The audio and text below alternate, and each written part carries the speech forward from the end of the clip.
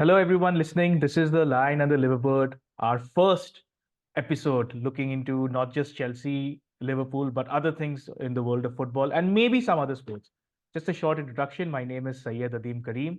I've been a lifelong Liverpool fan, and on the other side of the pond, like far, far away in the US, enjoying his time in the cold city of Phoenix. Phoenix, right? It's Rohit, No, my. no, I'm in Austin, Oh, Austin you're now, in Austin, Austin. Texas. Same state. Chalo, Yeah, yeah. Phoenix, Texas. Yes. Texas. We've been friends for over, holy cow, 20 years? Yeah, 20 21 years. years, I Yeah, think. yeah, 20 years. So Yeah. we met in school Mm, and a lot of mm, shit has happened. And one common talking point between us was football. So yeah. he's a lifelong Chelsea fan. Rohit, over to you, man.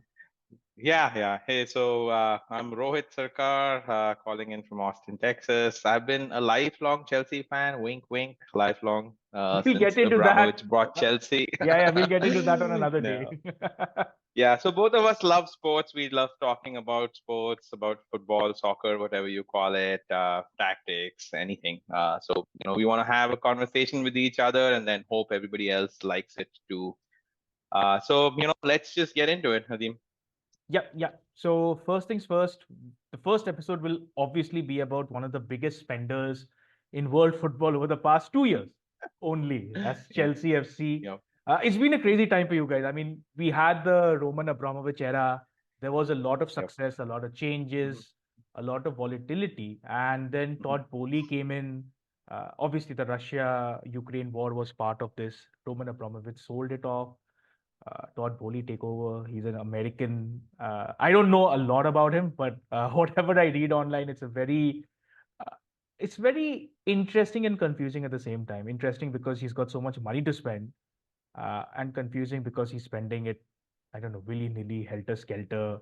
So I So really, yeah, yeah. I mean, yeah. What's going on with Chelsea is probably a whole other episode. I think Todd Bowley and all these folks are from the finance world. They also partly own, I think, the Dodgers and everything, right? So I think they look at this in a very with a very American perspective in the sense of, it has to be an investment kind of a thing.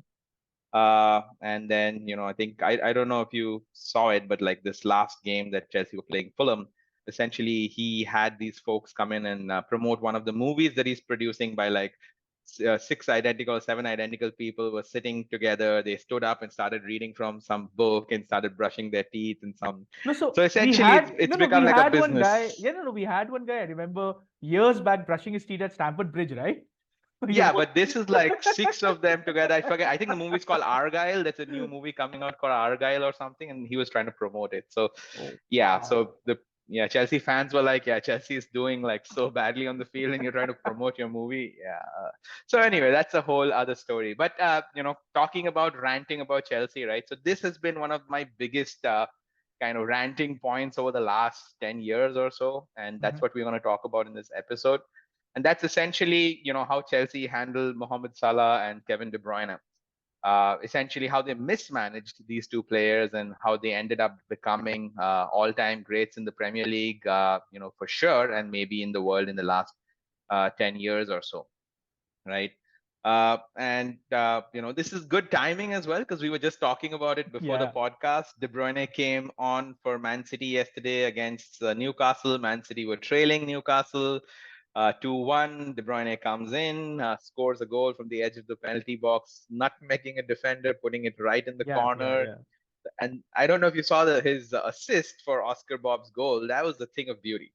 Over the top of the defense, a curling ball, and then Oscar Bob obviously did like an amazing job finishing it off. But that just goes to show, this is an injured De Bruyne coming back from his injury. He comes in and just wins a match for you.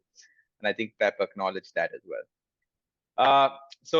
Just to kind of start off with, just to give you a summary of, what happened when De Bruyne and Salah were at Chelsea. So Chelsea bought De Bruyne for about £7 million in January of 2012 from Genk, the Belgian side.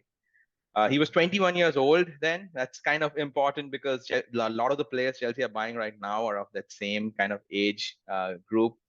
He went, I think, to loan to Werder Bremen for like a year or so, came back to Chelsea, and then, had some sort of a bust up with Mourinho and left.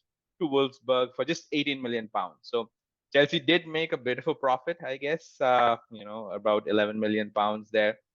But then the rest is kind of history, right? He joined City in 2015 for 55 million pounds.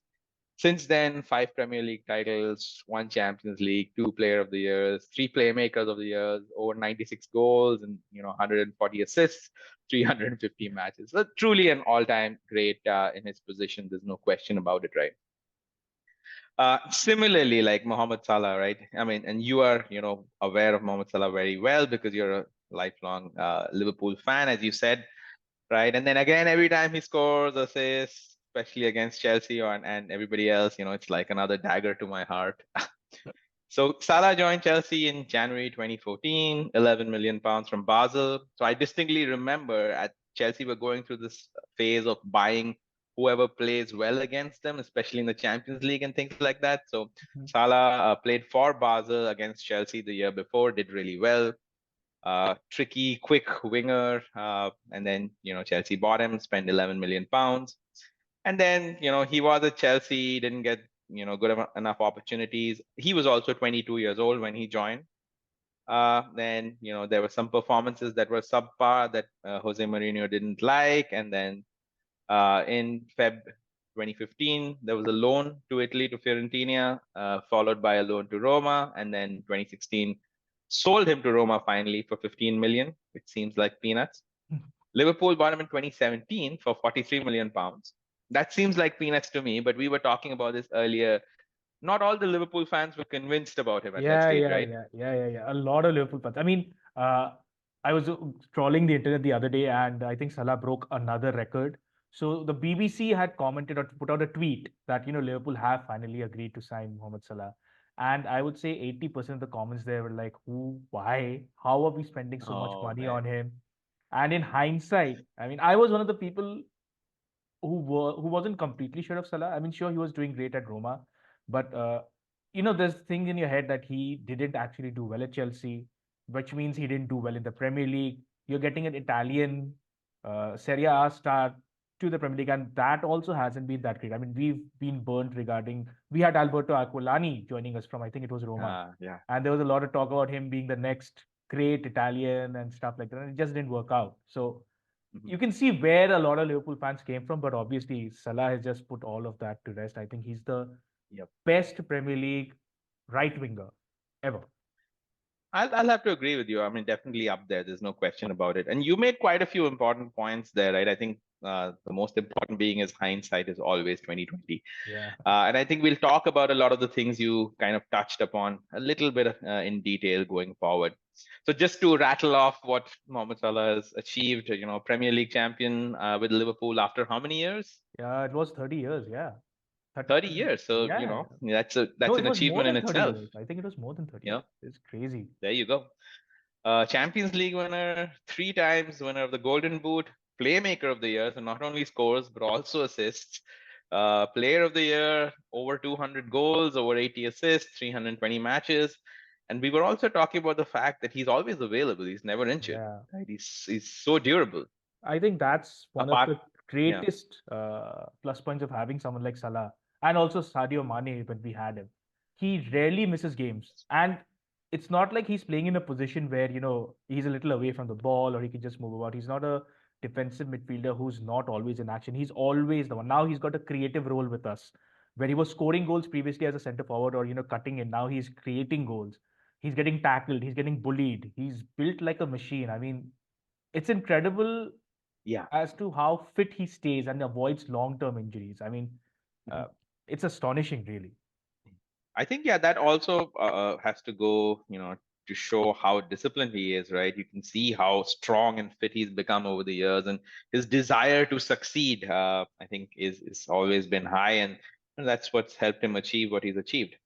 So, anyways, that just goes to show, what, a huge mistake it was for Chelsea, not kind of managing these 2 players, right, De Bruyne and Salah. So I think the first thing I wanted to do was kind of talk about what could have been at Chelsea. It always helps to daydream a little bit. I'm a bit of a daydreamer. Assuming, we'd kept Salah and De Bruyne and, of course, developed them well and then, we also had Hazard during that time Yeah. between 2012 and 2019. I think we could have won, a lot more than what we actually did because Chelsea haven't won the league since 16-17. I mean, I would say we That could have feels easily no, no, maybe. that feels like a drought for you guys, but think about Liverpool fans. It's like, my God, man. So I never thought we'd win a Premier League title in my lifetime, the way we were managed. Yeah, yeah. So I mean, it's nothing, but it's gonna be what 7 years, 8 years for you Yeah. guys.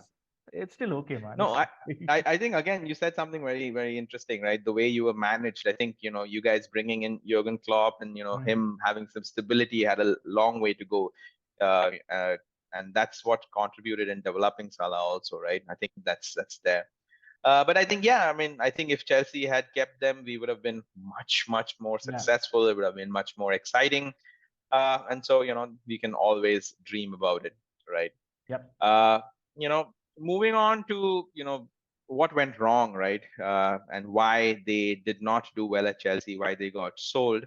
The first thing that I'd like to talk about was Chelsea bought them young, right? So they knew about their potential. So they, whoever the technical director was, I think it was Michael Emiliano at that point of time. He identified the talent. The scouts figured out that hey, these guys have something very unique, right? De Bruyne is, passing, his shooting, his ability to run with the ball, Salah's pace and Yeah. trickery. And of course, when you buy somebody who's 21, 22 years old, they'll need a couple of years to develop, right? And the development, I guess, it's down to the coach, but also, the technical team has to have some input there, right? So Chelsea were definitely good at identifying talent at that point of time. The argument could also be made that Chelsea would just buy whoever was available, right? And one or two of them have to turn out well. So I think yeah, that goes to show that Chelsea obviously did have good scouting, but then something went wrong after that. So what went wrong is essentially there are a couple of interviews out there with Jose Mourinho and some of the folks who were assisting him at that point of time. And Jose Mourinho essentially said that especially with De Bruyne, he didn't want to wait his turn. Uh, there were other players who were ahead of him in the pecking order, namely Hazard, understandably, Oscar and Willian. Oscar did something very weird, went to China. I mean, made a lot of money. I guess it's understandable. And then Willian did pretty well for Chelsea, but apart from Hazard, nobody really reached the level of Kevin De Bruyne. And so Mourinho essentially said that he should have been more patient. Sat on the bench a lot. But here's where my question to you comes in, right? Like if there is somebody who's as talented as Kevin De Bruyne and Mohamed Salah for that matter, right? These are essentially wonder kids who know that they can reach the very top. Would they just be patient to sit on the bench without any path to the first team? That's a resounding no, right? Yeah, absolutely. So if you know your talent and you know your worth, you're never going to be happy sitting on the bench.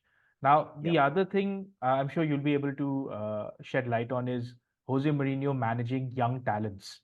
Mhm. We need to understand that, Mourinho, he he came into the limelight with that Porto side that won the Champions League. I think it was in 2003, yeah, or 2002. Uh, and his team was brilliant, but the average age of that team was 28. Mhm. Uh, if you talk about it right now, everybody is saying like that's a very old team. But they had really good players. They had a Paulo Ferreira, they had Deco, they had Manish. I think they had Benny McCarthy. I'm not sure. So a lot of these guys did eventually come to Chelsea, like Ricardo Carvalho. And I really don't remember Jose Mourinho working well with any young players. I remember I shared this story with you that he came out with this whole list of players that Yeah. oh, he came and he said that I've given chances to so many young players, blah blah blah. And when you look at the list, I think there's only one young player who's actually played at a world class level after making his debut under Mourinho. So that's always a concern with Mourinho. Now, Mourinho is a great coach. There's no doubt about it. And all coaches are a little different. And I remember Chelsea at that time under Abramovich and Mourinho, the first stint, you guys would buy finished players in the sense Yeah. that they are world class and ready to compete. Your Balaks, Yeah. your Essens. You guys got Hernan Crespo and Andrei Shevchenko. Granted, Yeah. Shevchenko didn't work out as it should have, Yeah. but if at that time for a Liverpool fan, you're seeing you're buying these players from Inter Milan, AC Milan, who have won the Champions League, who know what they're doing and they're seasoned professionals. I think even Didier Drogba, when he came in, I think he was 25 or 26. 24, 25, yeah, Yeah. at least So that, yeah. so this guy had played at the top level. I think he was at Marseille and he had spent a couple of seasons there and he was close to the finished product. It wasn't the same for Salah for sure. Sure, he had pace, he had control, but I, I wasn't that convinced when I saw him first at Basel. Also, I was like, they just bought him for whatever reason. Mhm. So maybe they did know Salah and De Bruyne that we are going to be what we are, and maybe it's partly also down to Mourinho and not handling talents very well, because True, true, true, that's the only thing that hits me. Because if you know your player is talented, you will do everything you can to keep him. And true. Mourinho was like, okay, and you guys were successful during that time. Yeah. I mean, you were winning stuff. So a couple of things. First thing is, I'll kind of defend Mourinho a little bit, not a lot, because of course what you said, a lot of what you said was absolutely spot on. The first thing was, Chelsea had 7 managers between 2011 and 16, right? They were hiring and firing. So that's a ridiculous number, right? So no manager Yeah. actually had the backing to grow players, develop players. So as you said, you have to get the finished article, you have to win something, right? And then the correct thing that you did say was Mourinho may have given like a debut to 1 or 2 youngsters, but he's not a coach who develops them, Mm. who kind of makes them blossom, unlike what Pep Guardiola and Jurgen Klopp can do, right? He can really take a player and then develop them tactically, and probably the mentality and everything. Mourinho just looks for people who fits his plan and mostly Yep. finished articles. The Drogba thing is also interesting, right? Drogba, although he wasn't a completely finished article, he was older, and then he was a specific profile that Mourinho Mm. wanted, right? Like basically a powerful, strong forward who Yep. can head the ball, who can hold on to the ball, win headers, good with his shooting, good with retaining possession. And I think there's so many videos of Mourinho, saying that he went to Abramovich and said, "Mr. Abramovich, don't ask questions, just pay," something like that, right?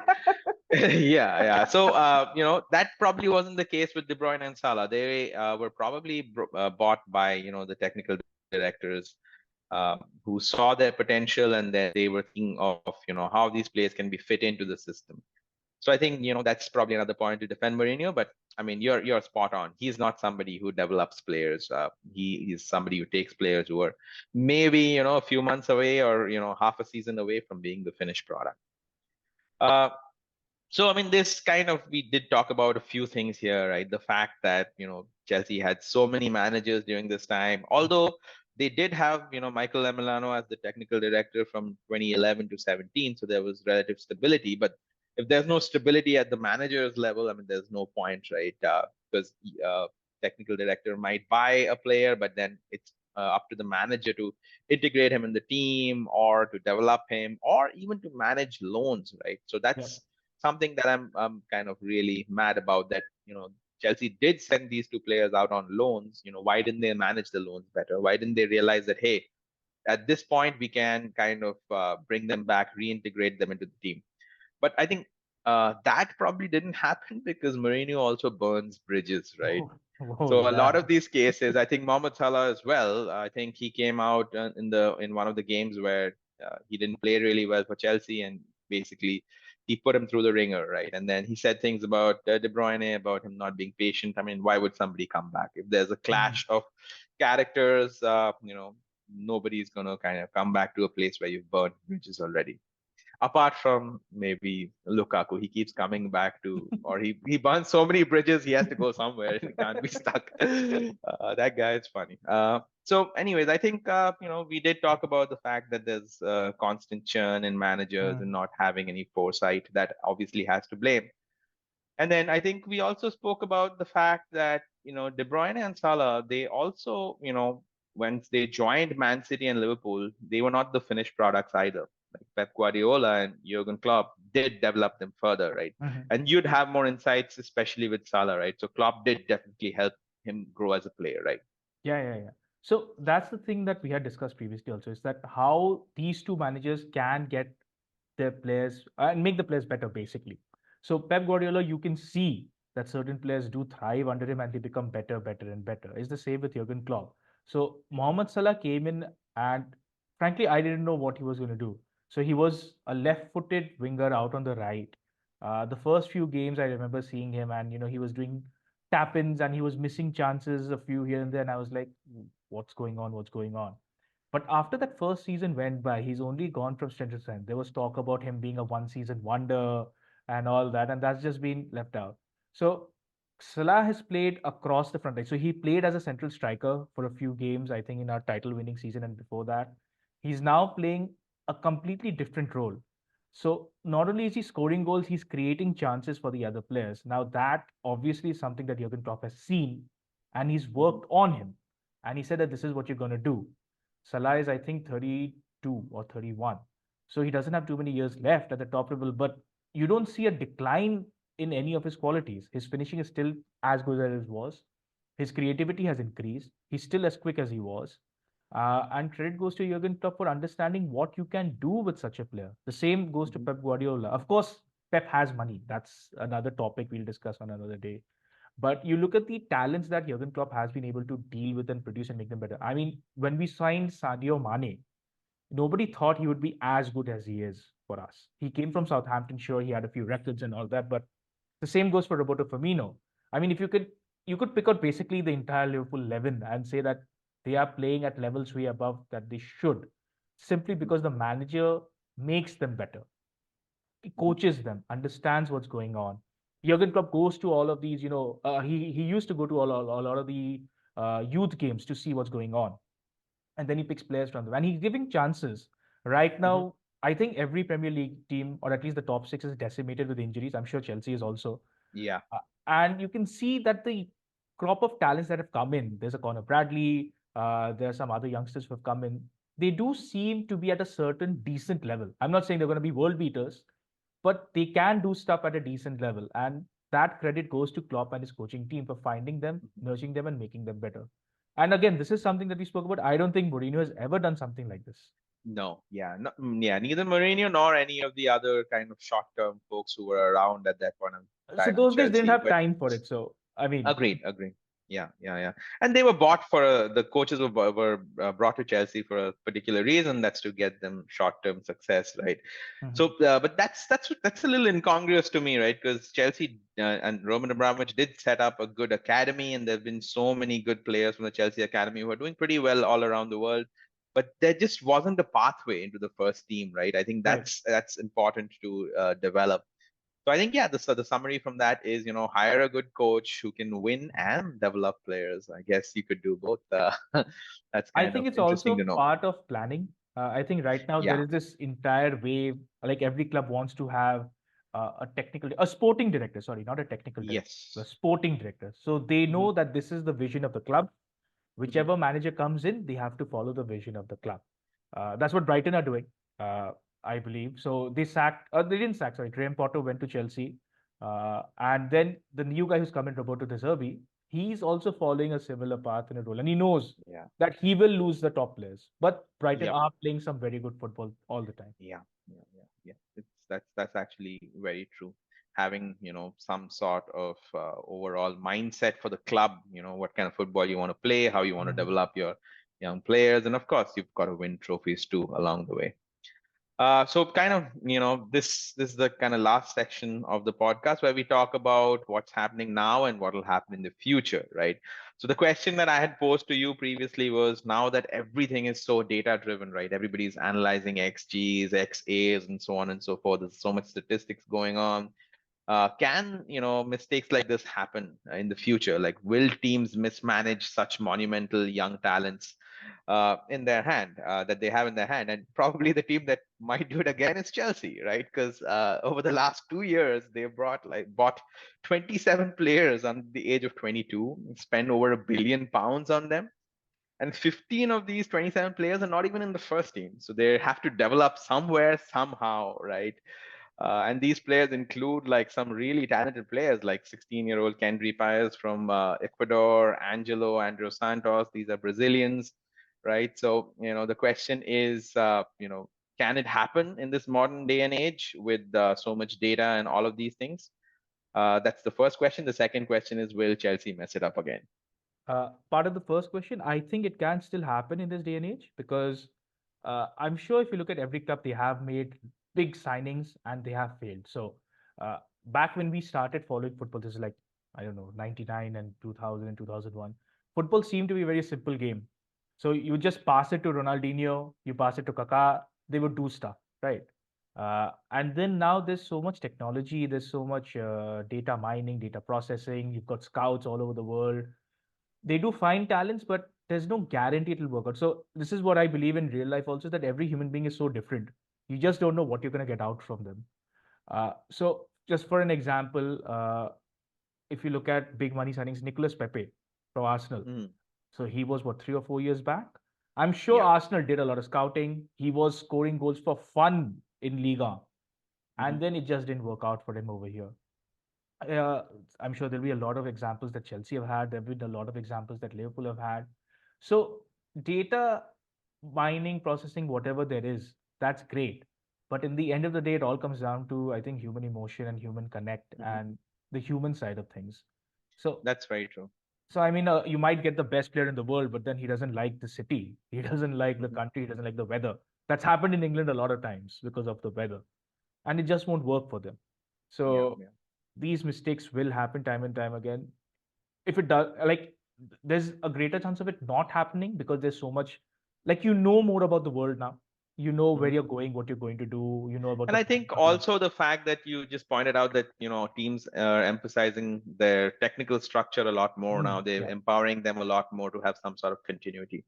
And then I think one of the examples that we talked about currently that might, come back to bite somebody is probably Cole Palmer's move from Yeah. Man Manchester City. City to Chelsea. But in that case, it's kind of understandable, right? His pathway was well and truly blocked, right? That's Phil Foden. You have Julian Exactly. Alvarez. You have Jeremy Doku. You have so many players who are blocking the pathway there. But I think that is a potential example of something like this happening. Yeah. And as far as Chelsea messing it up, they're gonna mess it up, man. There are no two ways about it. There is no analysis to be done here. It's just a short and simple answer. They're gonna mess it up. I Oh don't know man. how Yeah. long. Who's your coach now? I don't know how long Pochettino is gonna stay. Mauricio Yeah, yeah, Pochettino, yeah. yeah. So, Yeah. I mean, just look at the caliber of managers you guys have sacked. Yeah, you've got Thomas Tuchel, you've Yeah. got a great manager in Potter. So, I don't know what happened there and why he bought in players from Brighton and it just didn't click. Uh, I don't know how long Pochettino is going to be there, to be honest, because So I just don't see a plan. I yeah. don't know what, like, when you see Liverpool, when you see even United, sometimes there is an idea that, okay, this is how we play. Okay, maybe not United, but at least Spurs, Villa, Brighton, Liverpool. You know that this is how they play. With Chelsea, I Yeah. just don't know what you're going to get or why. I don't even know half the players in your team, man. I mean, That's true. That's true. I mean, I think you made a couple of good points, right? The Potter appointment was very interesting because when he was hired, of course, we were all very excited because he's a project oh kind yeah, of manager. He builds his team around a philosophy. He's smart with his tactics and things like that. But then the results just didn't come, and us Chelsea fans are just spoiled brats, right? If Chelsea goes and loses like 4 or 5 games, we just lose it. Everybody collectively lost it, and I feel like if he had been given the time, which hmm, Chelsea can't really afford, because somebody like Potter still needs at least a couple of years, right? You'll get bad results oh for a yeah, couple of years. yeah, There's no question about it. You can't expect like a team that has this many young players and a new manager to suddenly, start clicking and delivering within even like a 6 month period, 8 month period. I think you at least need 2 years, and you have to be patient with it, right? You have to be patient with the bad results that come during that time. And Pochettino, we'll see. Only time will tell. He's known to be good at developing young players, but again, Chelsea has been doing okay, not much better than what Potter hmm, achieved at Chelsea. So now the question for the technical team as well as the owners is, will they have the patience and will they be able to resist calls for sacking him? I personally feel, Pochettino should be given at least a couple of years, no matter what the results, just to have some sort of stability at the club, yeah, even if we don't kind of execute on what Potter is envisioning. Sorry, what Pochettino is envisioning. Sorry, there's so many coaches I keep messing things up. Even if those 2 years are not enough for us to, develop and win, at least there'll be some stability at the club. At least there'll be somebody who's doing, something in the same way for 2 years. And it's a funny thing, right? I think we talked about this as well. Chelsea bought this French team called Strasbourg, Yeah. and when they bought that team, I didn't know that you're only allowed to loan, I think 3 players to Three. the same Yeah. team. Yeah. Yeah. Yeah, I didn't know that. I was like overjoyed. I thought, oh, they're going to send all these young guys to Strasbourg, and they're going to develop like very nice and well, and then we'll all, have a constant kind of supply line of these world class players. But that's not how things work. Chelsea have tried to game the system over the last couple of years as well with Oh those yeah. extra long contracts and things Contracts. like that. And I think that's again something that's you know I was at least happy when they bought Strasbourg, but I guess it's not that easy. Again, only time will tell. We'll see what happens. So I think, yeah, that probably brings us to the end of what we wanted to talk about, right? Yeah. Yeah. I think we touched upon Chelsea, the issues that they have, and obviously the big talking point that, Salah and De Bruyne, had they been at Chelsea, what would have been, and maybe they Mhm. would not have been the players that we see them right now. Maybe, who knows? Salah wouldn't have clicked. De Bruyne would not have clicked. The instability uh, at Chelsea could have affected them. Maybe they could have gone to some other club and maybe they would have been better. Maybe they would not have become better. So there are a lot of ifs and buts in the world of sport, as in life. So you never know what you're going to get. Uh, so right now we are seeing one version. Maybe in an alternate universe, Kevin De Bruyne's playing in the Indian Super League. I don't know. Yeah. Yeah, I mean, it could happen. It could Yeah. happen. But I I think mean, my we counter had argument would Alex. be, No, we've had yeah, Del Piero play in the ISL. Luis Garcia has been here. I mean, Your Chelsea guy Elano was there. So no, sorry, yeah. Man City guy Elano. Yeah, yeah, yeah. Oh man. So you Yeah. don't know. You don't know. Yeah, I mean, I disagree in the sense that, of course, luck has to, a lot of things have to fall into place. Luck has a big role to play, but I think for players of this caliber, I think they would thrive kind of wherever they ended up in, at least to some extent, right? They wouldn't become, absolute failures like Nicolas Pepe. No disrespect to him, I think he's doing pretty well at whatever his level is. Uh, okay, I think that being said, I think, yeah, that was a pretty good conversation. And I'd like to end by, thanking whoever is, watching our podcast, listening to our podcast. Yeah. And then the other thing that I'd like to say is, we'll be making a few more episodes in the coming weeks about similar topics, right? Something, things to do with football, things to do with strategy, things to do with, what could have been. Mhm. Then if you, of course, like, our podcast, of course, share it and like it with Like, and share it with your subscribe, friends. follow. Yeah, Yeah, yeah, yeah. all of that. Like, subscribe, follow, and then the other thing that I always, want to do is, I want to kind of discuss new and interesting things. So if you want us to talk about something specific, let us know in the Yep. comments and reach out to us. I think it's always wonderful to have conversations like this with friends. Yep. 100%. Okay, perfect. Okay. Chalo. So that's the end of the first episode, and we'll see you guys pretty soon. Take care. Yep. See you soon. Take care. Okay. Bye bye. Bye bye.